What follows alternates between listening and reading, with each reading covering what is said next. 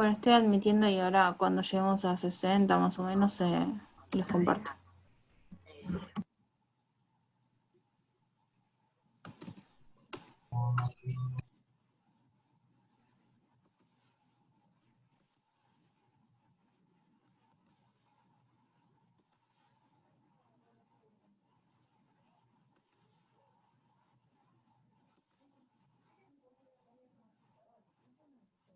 Mi mamá le está hablando a los gatos.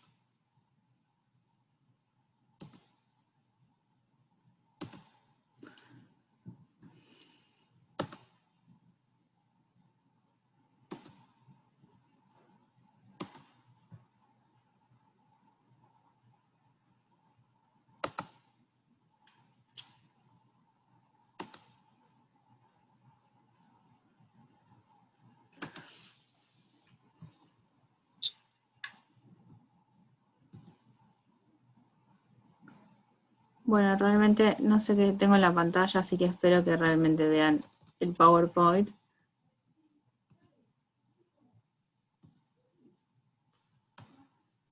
Sí, ahí se ve. Perfecto. No sé por qué no me deja agrandarlo. Ahí está. Bueno, ¿en dónde estábamos? Evaluación de los aportes en especie. Este es uno de los temas que más le gusta a Jorge y siempre, siempre, siempre en los finales lo toma, pero siempre. Es una cosa increíble. A ver si tengo más gente. Ahí está.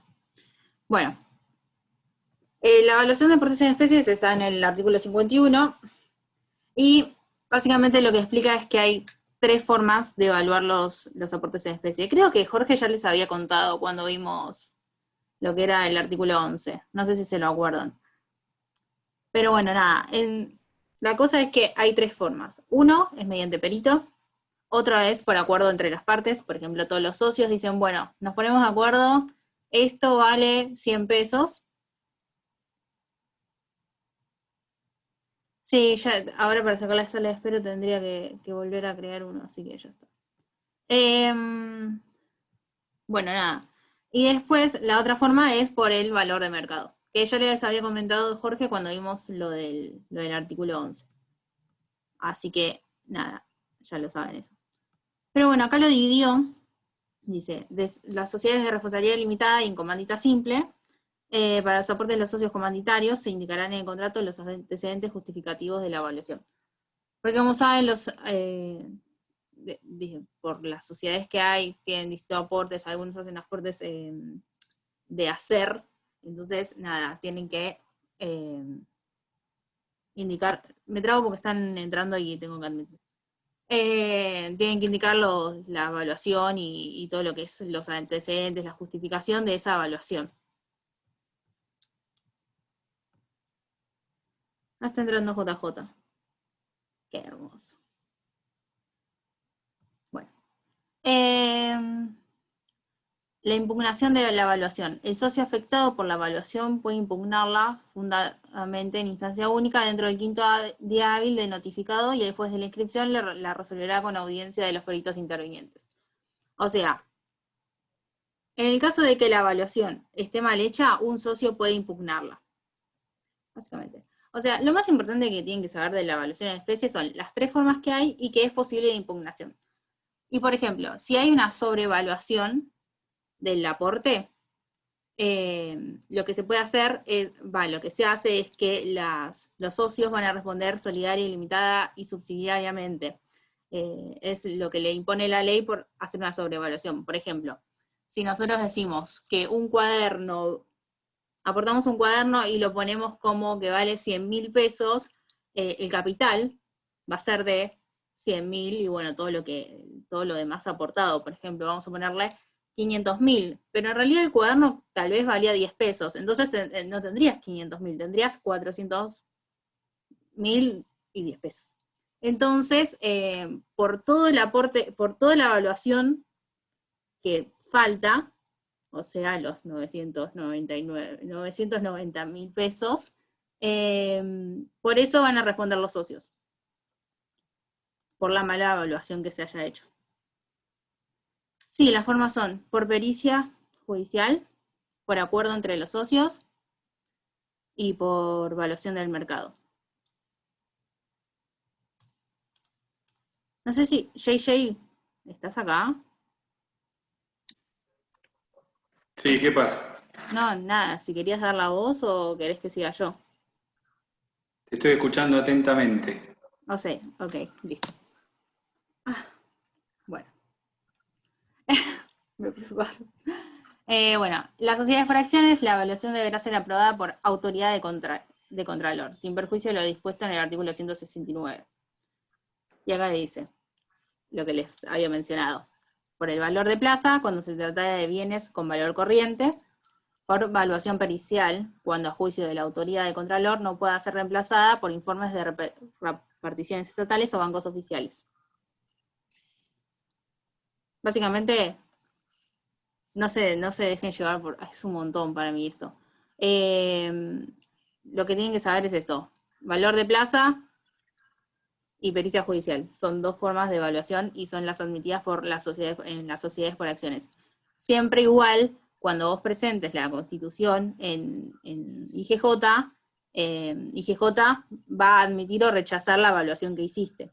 Entonces, si vos, por ejemplo, presentás la evaluación hecha por ejemplo, entre los socios, lo que dijeron los socios que vale eso, IGJ puede aceptarla o rechazarla. Si te la rechaza, te va a correr una visa y te va a decir, no te acepto la evaluación. Ahí está, ahí respondió JJ, sí. Lo que pasa es que eso va a tener siempre un filtro, que es a la inspección que vos lo presentes. Si lo presentas en provincia va a ser de PPJ, si lo presentas en CABA va a ser IGJ. Entonces siempre vas a tener el filtro, independientemente de la evaluación que hayas hecho. IGJ te va a aceptar o no la evaluación que hayas hecho, y si no la acepta te va a correr vista y vas a tener que arreglarla, o sea, vas a tener que hacer otra evaluación o recurrir al perito que te haga la evaluación y que acepte IGJ. Sí, JJ.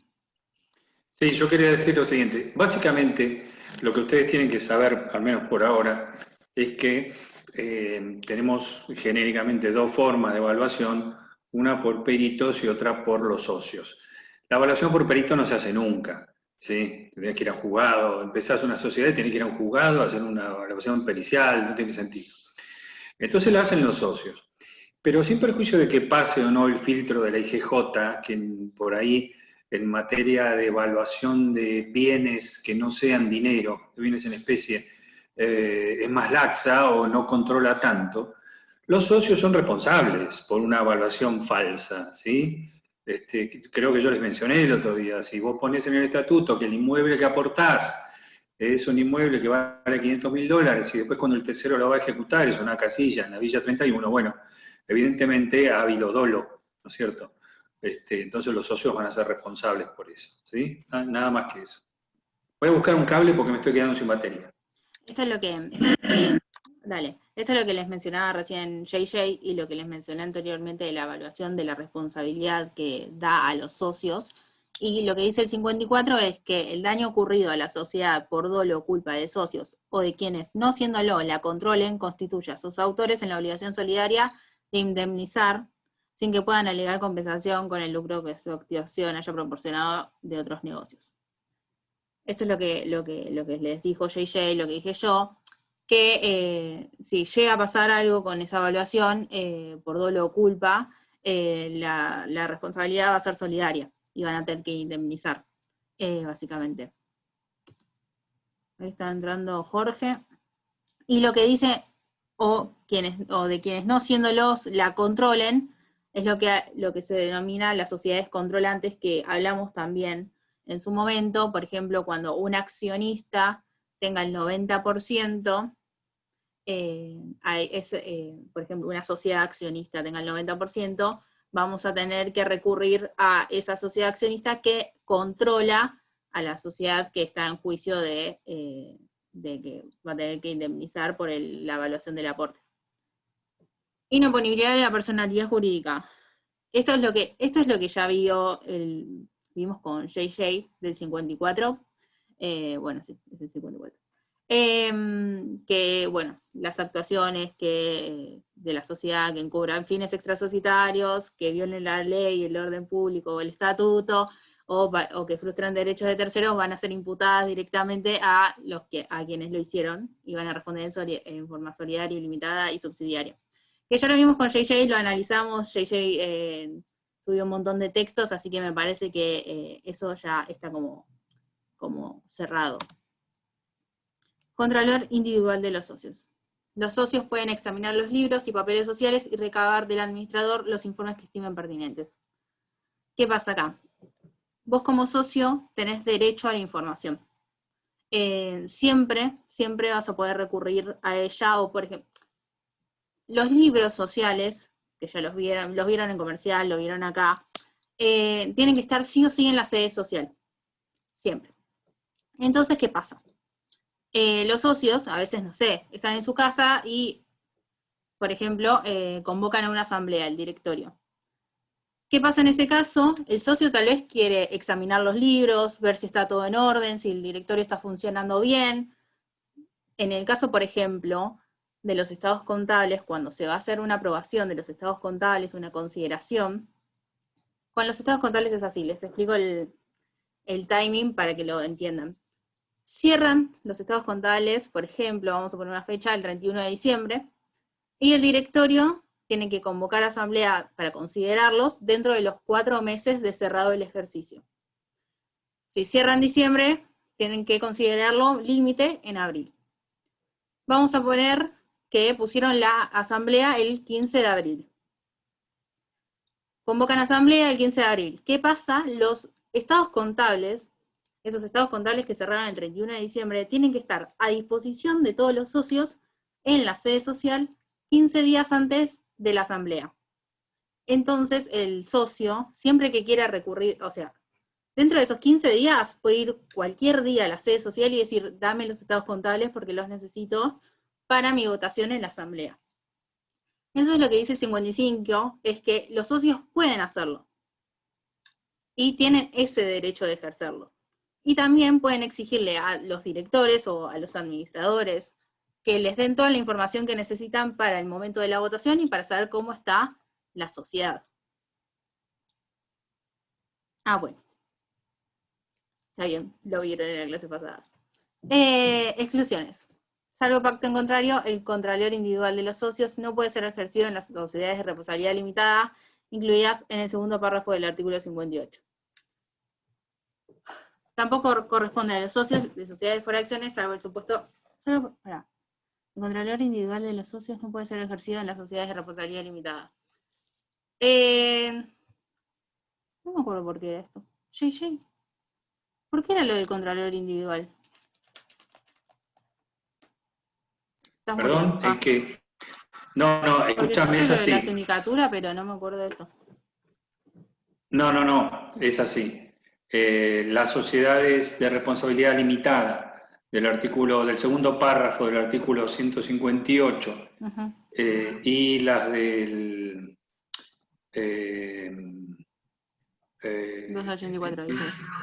Claro, las sociedades de responsabilidad limitada del segundo párrafo del artículo 158, es decir, son las sociedades que tienen fiscalización. Claro, por eso. Me hice patente por eso. Sí, yo en la clase pasada les comenté que dentro de los derechos de información, el derecho de información se ejerce en forma directa o indirecta. Es directa en este caso del artículo 55, ¿sí? Y es indirecta cuando la sociedad tiene un órgano de control, entonces hay que ir a pedir informes a ese órgano de control, ¿sí? Exacto. Perdón, chicos, me hice patente con lo de la fiscalización. Ay, me fui para atrás la punta.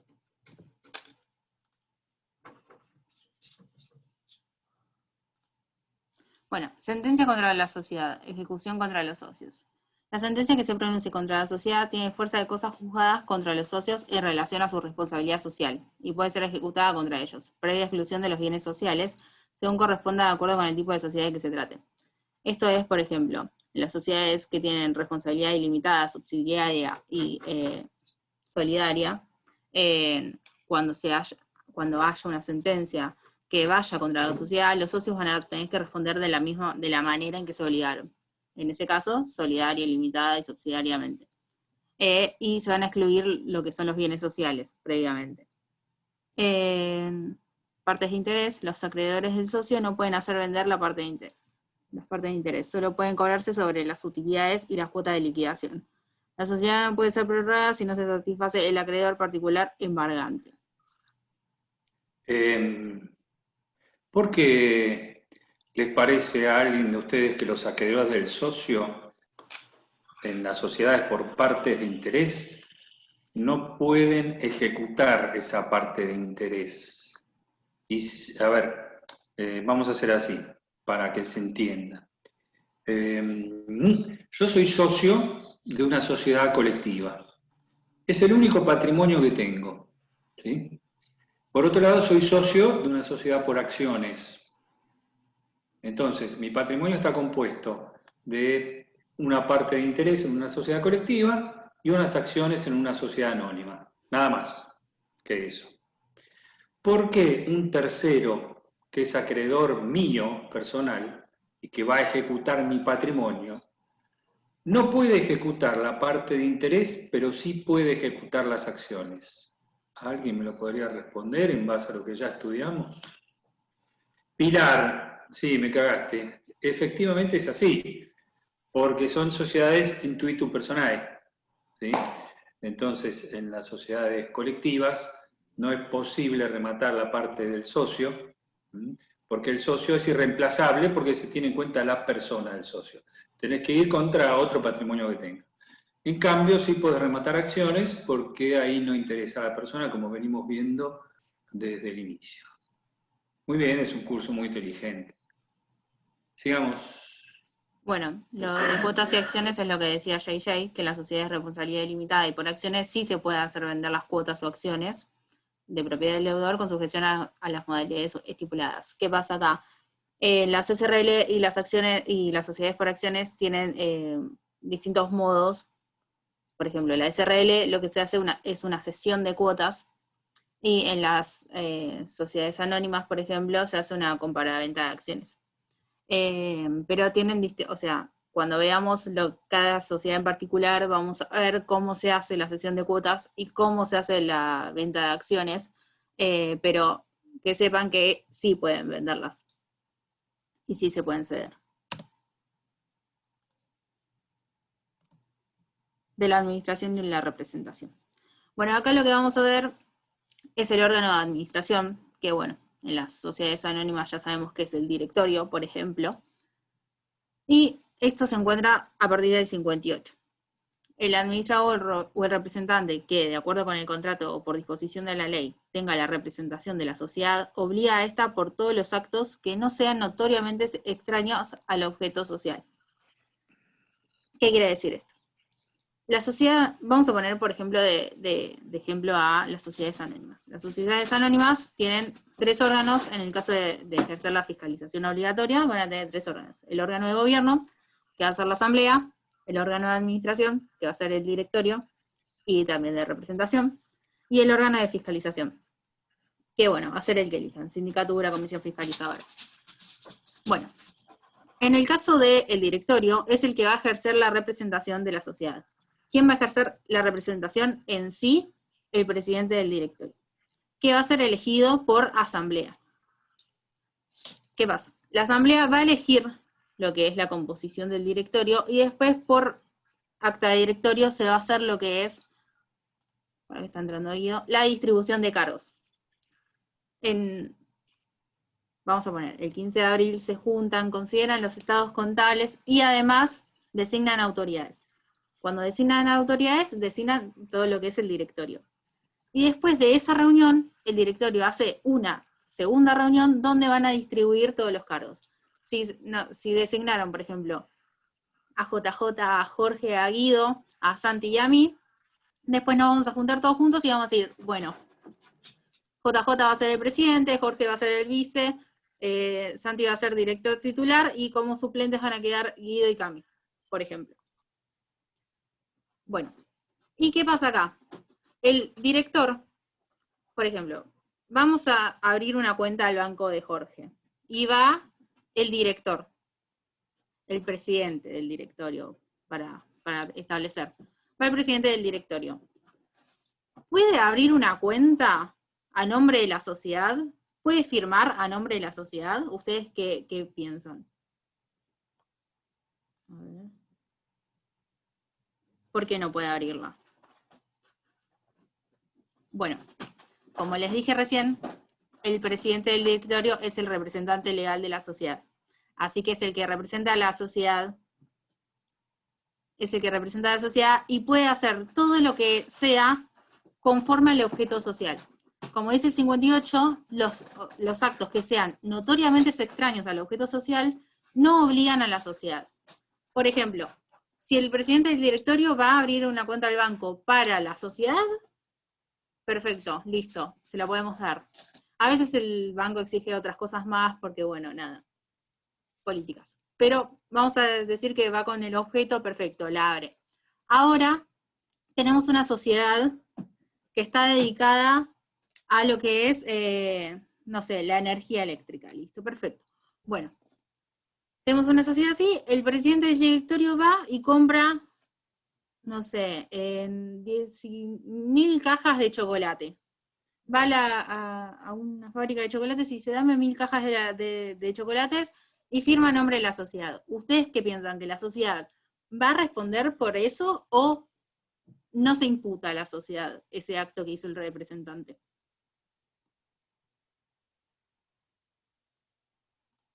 ¿No veo el chat? Claro. En ese caso, como es extraño al objeto social y como dice el 58, la sociedad no va a tener que responder y se va a imputar esa responsabilidad a lo que es el representante. Bueno, siendo con el 58, lo que dice que es, este régimen se aplica aún en infracción de la organización plural. Si se tratare de obligaciones contraídas mediante títulos valores por contratos entre ausentes de adhesión o concluidas mediante formularios, salvo cuando el tercero tuviera conocimiento efectivo de que el acto, que es, para que tengo la videollamada al lado, se celebra en infracción de la representación plural. ¿Qué pasa acá? Hay veces que, como les dije, por ejemplo, en el supuesto que les dije, que son 3 los directores, la organización es plural. Entonces, todos los directores ejercen la representación y el presidente, bueno, ejerce la representación también. Entonces, si la organización fuese plural y el representante, uno de los representantes legal hace algo extraño al objeto, también se va a imputar esa responsabilidad al directorio. JJ, habilitaste el micrófono, ¿querés decir algo? Sí, quiero decir algo. Bueno, veníamos viendo hasta el artículo 58 cuestiones relativas a los socios, a los dueños de la sociedad, al órgano de gobierno, algunas incompatibilidades, qué es lo que sucede cuando se utiliza la personalidad societaria de manera ilícita, ¿no? Artículo 2 y artículo 54. Ahora tenemos que sacarnos de la cabeza todo eso y ahora nosotros vamos a pasar a ser parte de otro órgano, que tiene una función diferente, que no son los socios. Si bien en la mayoría de las pequeñas sociedades los mismos socios son los administradores, nosotros olvidémonos de la función de socio. Nosotros somos acá administradores, no somos socios, ¿sí? Entonces vamos a representar, mejor dicho, vamos a administrar orgánicamente ese patrimonio común. Orgánicamente, a ver, no necesariamente, mejor dicho, puede ser una sola persona, ¿sí? El administrador y representante. Cumplen 2 funciones esta gente, una función intrasocietaria de administración del patrimonio común, del fondo común, de esos aportes que han hecho los socios, y una función extrasocietaria que es de representación frente a terceros. Esta representación generalmente se da por uno solo de los administradores, pero no por uno solo necesariamente, porque recién hace un rato Camila habló de representación indistinta o conjunta, que lo vamos a ver un poquito más adelante, cuando veamos SRL y demás, cómo funciona. Lo importante a tener en cuenta es que esta gente, ¿no?, que son los administradores de la sociedad, y que representan a la sociedad en el mundo del comercio, ¿sí? Obligan a la sociedad, obligan a la persona jurídica. Y tiene que ser el administrador elegido por los socios, y no puede ser el socio si no es administrador, por más que tenga el 99,9% de las acciones. Si el tipo no es el administrador, si el tipo no es el representante, entonces no puede obligar a la sociedad por mucho que quiera, ¿sí? Y otra cosa que tenemos que tener en cuenta es que el administrador siempre tiene que estar mirando cuál es el objeto de la sociedad. Entonces ahí viene lo que decía recién Camila, ¿sí? Obliga a la sociedad por todos los actos que no sean notoriamente extraños al objeto social. Y entonces si la sociedad se dedica a la producción y distribución de energía, y se va a ir a comprar 10 toneladas no sé, o el ejemplo que pusiste vos, de 1000 cajas de zapatos, entonces va a ser como que es evidente que el acto que realiza ese administrador es extraño al objeto social. Ahora bien, dos cositas respecto a esto. Primero, en caso de duda, la sociedad queda obligada, ¿sí?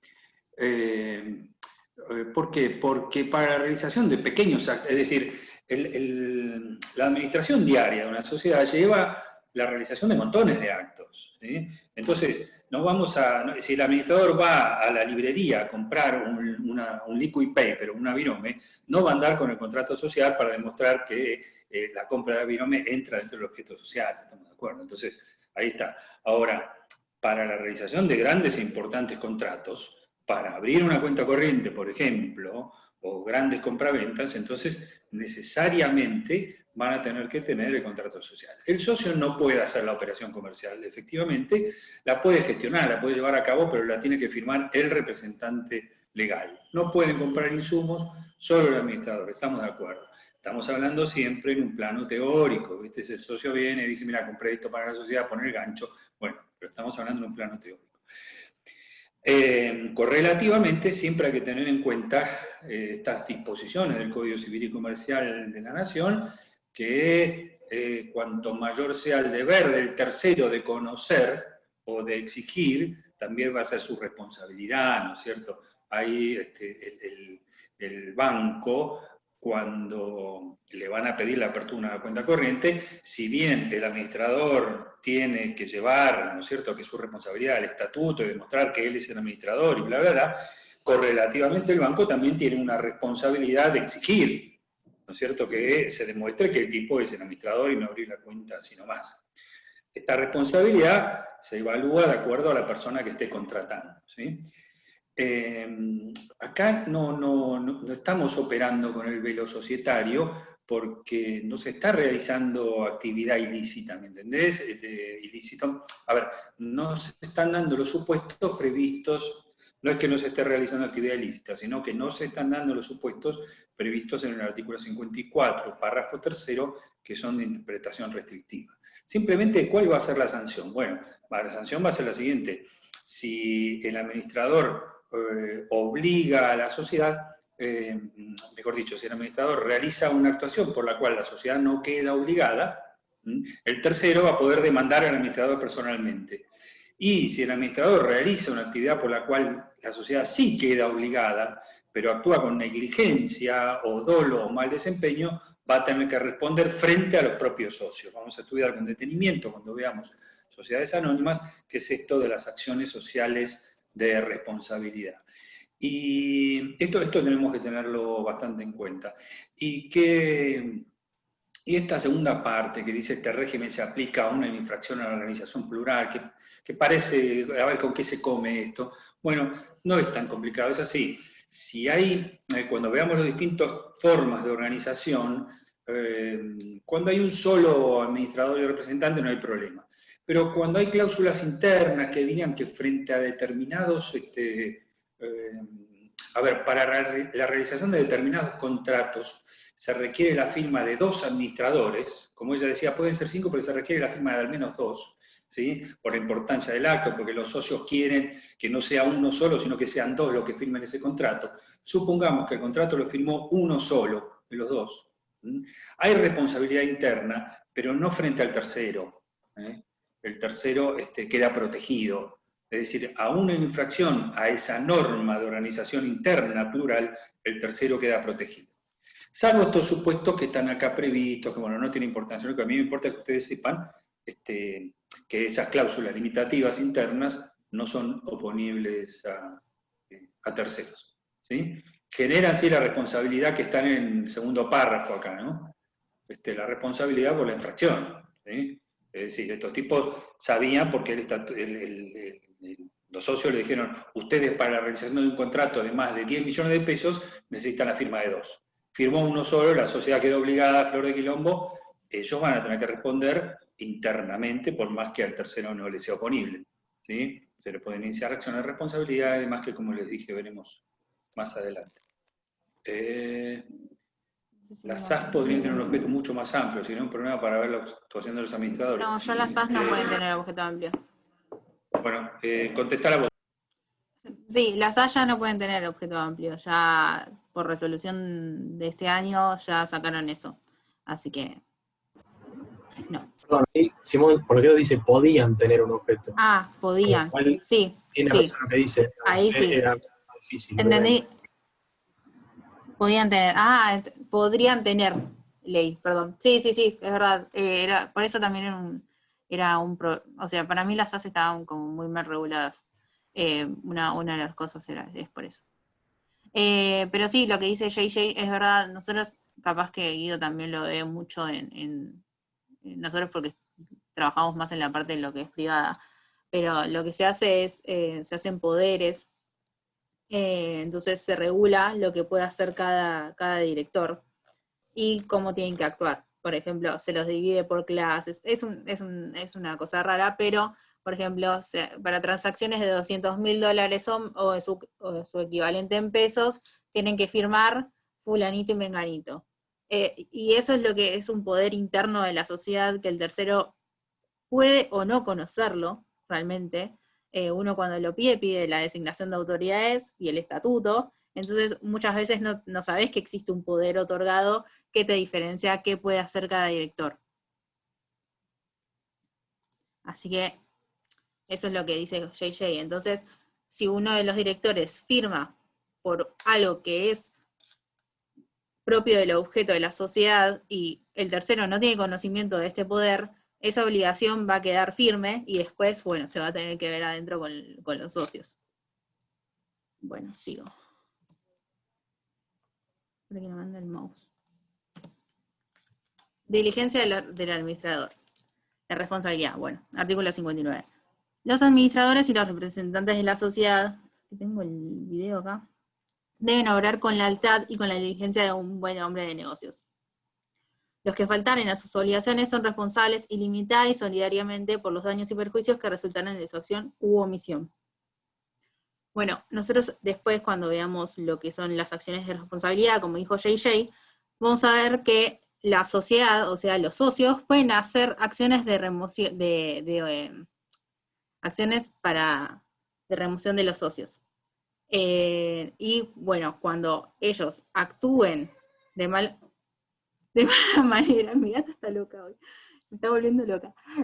Cuando actúen de mala manera, van a responder, como dice este artículo, en forma ilimitada y solidariamente, por las obligaciones que no hicieren o hicieren de forma negligente.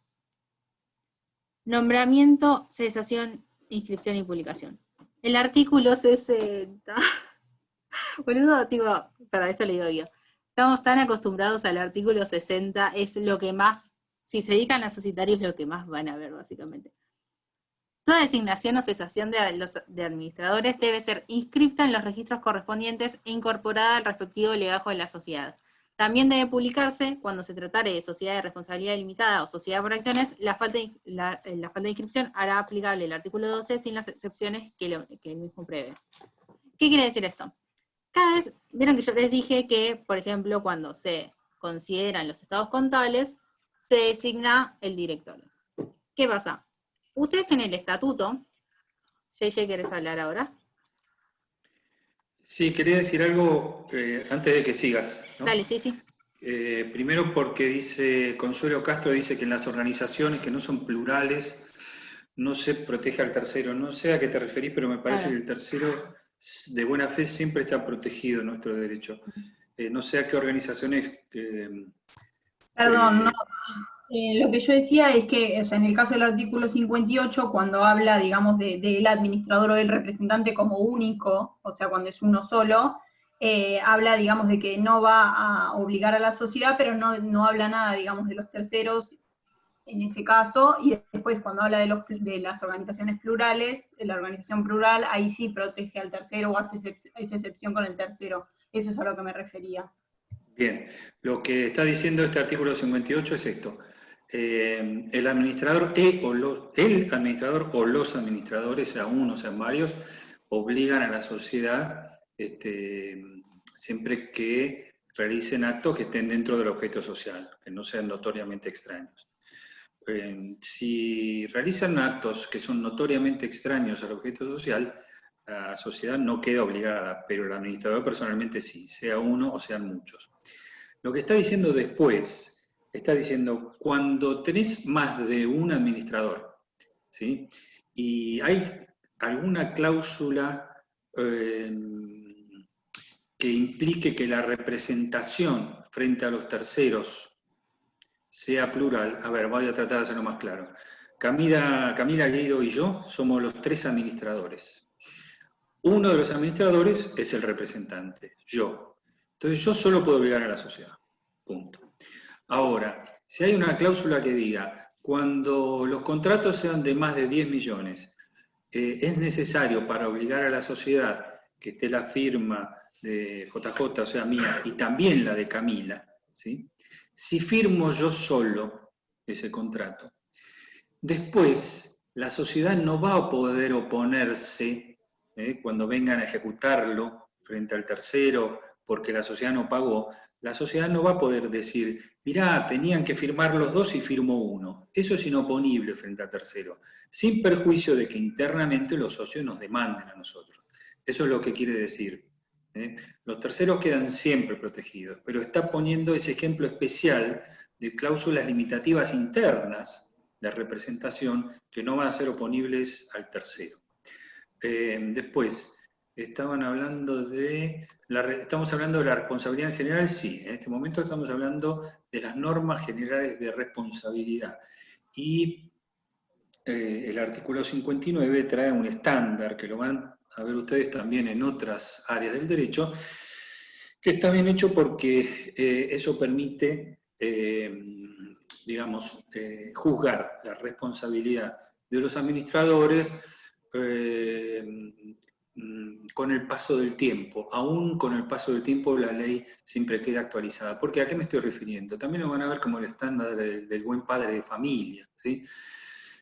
Por ejemplo, el buen administrador de hoy no es el mismo buen administrador de hace 30 años. El buen padre de familia de hace 30 años era el que te metía un sopapo cuando decías una mala palabra. Hoy ese no es el buen padre de familia, ¿sí? Entonces esto permite ir variando el estándar con el paso del tiempo. El administrador debe comportarse como el buen administrador de negocio, ¿no? De un buen hombre de negocios. Entonces eso va cambiando con el paso del tiempo, ¿no? En nuestro país es complicado, estamos siempre en crisis, entonces el buen administrador sería el hombre que es previsor, ¿no es cierto? Bueno, y ahí después en el segundo párrafo te señala, ¿viste? Cualquier persona, no solo el administrador de una sociedad, cualquier persona que administra un negocio de terceros y no lo hace